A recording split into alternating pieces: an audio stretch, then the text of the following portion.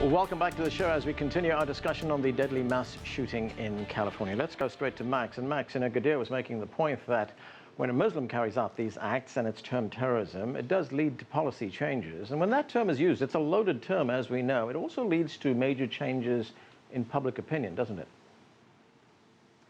Yeah, it does. In general, terrorism tends to be politically counterproductive. I call it the terrorism boomerang. So if these perpetrators are Muslim, especially if they say they're using terrorism for some sort of an Islamic purpose, you can bet that the consequence will be more Islamophobia, more discrimination against the Muslim population. And the same is actually true with other kinds of terrorism. So when Timothy McVeigh blew up the Alfred Murrah building in Oklahoma City, there was predictably a backlash, not against the Muslims, but against the right wing, against the patriot groups and militia movement. It took them about a decade to recover. And so terrorism tends to be counterproductive regardless of the political agenda of the perpetrators. Gadeir, you want to respond to that? So that's not true. The backlash, the Oklahoma City bombing is the perfect example of a situation where the perpetrator had nothing to do with Islam, nothing to do with Muslims, but the backlash absolutely, ask anybody in the Oklahoma City Muslim community, the backlash was against the Muslim community in Oklahoma and beyond. And so, when we don't see the same types of backlash when other actors that are not Muslim commit the same type of vile and despicable acts. And that's the point. In the United States, we treat Muslims one way and we treat others very differently. Right, Simon, is this just crass racism? Because we saw that in the wake of the Paris shootings, presidential candidates, especially from the Republican Party, or almost all from the Republican Party here in the United States, started calling for the establishment of databases for Muslims, for the closure of mosques. Look, I don't know whether it's crass racism, but certainly one can say that we are at a stage in the presidential campaign here in the United States, in this particular election cycle, when candidates are, some of them, espousing a much more bigoted, much more race-based approach to life than you might previously have seen. And that's why you cannot separate what took place 24 hours ago in San Bernardino from the presidential debate and the discussion that is taking place in this country. When you've got Donald Trump out there saying that there needs to be a national database of Muslims, when you've got Hillary Clinton on the other side, the Democratic side of the aisle, tweeting in the aftermath of Paris that Islam is a religion of peace, you have got the recipe for a very complicated conversation on America's election campaign trail over the course of the next 12 months. Right, Sam, I'm going to stay with you because the other big debate that these shootings in California have triggered off again, of course, is the gun control debate. You know, in the United States, I mean, this country is awash in guns. Someone is shot every 16 minutes here. And we're hearing new calls now for controls on the ownership of guns. Do you think this time anything will come around? Well, I'm tempted to ask Anand what gun control debate, because, I mean, there hasn't been much of a gun control debate. It's notable that in the aftermath of the attack on San Bernardino, Senator Harry Reid, the Democrats' leader in the United States Senate, suddenly got religion on the issue and said that he was going to force a vote, force Republicans to go on the voting record about whether or not they supported gun control. But the reality is it was Senator Harry Reid and Democrats who, in the aftermath of the attack on the Sandy Hook Elementary School in December 2012, themselves scuppered attempts to tighten gun control. There has clearly been an outpouring of public grief across the country over the last 24 hours. And if you look at social media, you will see a very vigorous outcry by people who favor gun control, saying, finally, President Obama has said enough is enough. Finally, let's get something done. But is it really going to change the equation where Capitol Hill is awash with dollars furnished by the pro-gun National Rifle Association? I don't think many people out there truly think that it will. Max, what do you think? We're going to see anything change, or you know?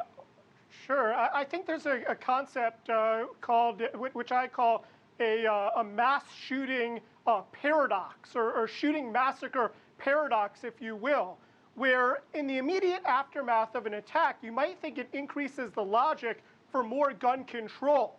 But at the same time, for many people, it increases the logic for more gun access. If you believe very strongly in the Second Amendment and you're very pro-gun, the odds are when you see an attack like this, you think to yourself, you know what, if I was there and I were armed, or if other people were carrying, an attack like this wouldn't have happened, or it wouldn't have been as bloody.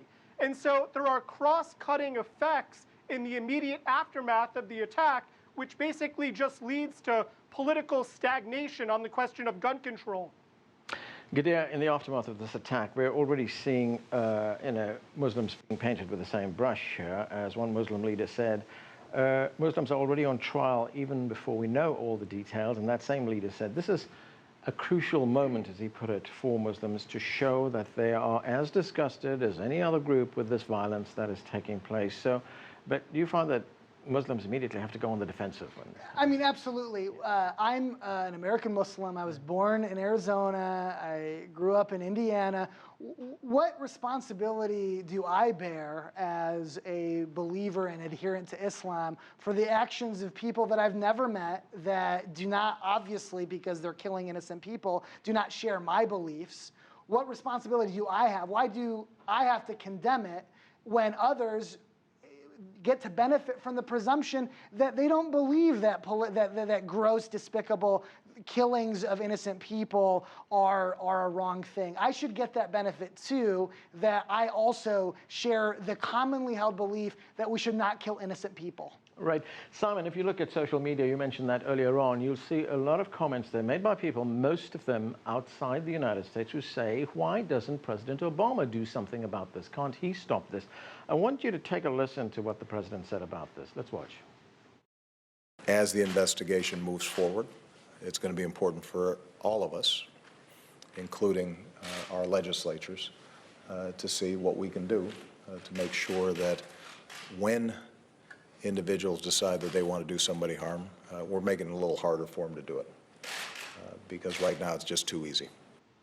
It's just too easy, Simon, as the president says. Can he do anything, or is it all in the hands of Congress here?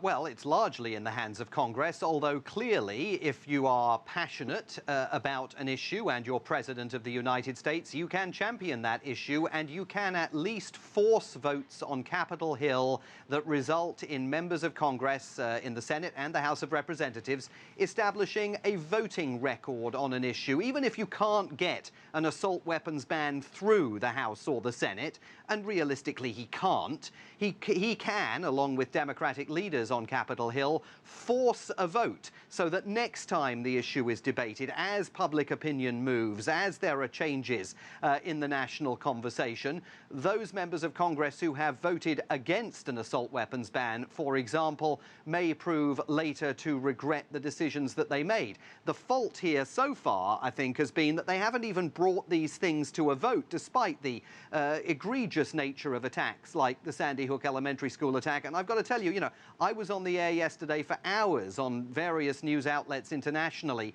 and immediately presenters like yourself, Anand, all over the world start asking you questions about gun control. Equally, I was watching hours of coverage on the local television networks in Los Angeles, and at no point does the issue ever get discussed. I mean, it is extraordinary that it is such an absent issue, given that those of us watching from outside say, you've got a glaring problem and you need to do something about it. Right. Max, enlighten us on that. Why is it so difficult to focus on this issue? Why is it so difficult to get change? I mean, it should be pointed out, though, that California has, I believe, the most stringent gun control of any state in the United States, or at least that's what's being reported.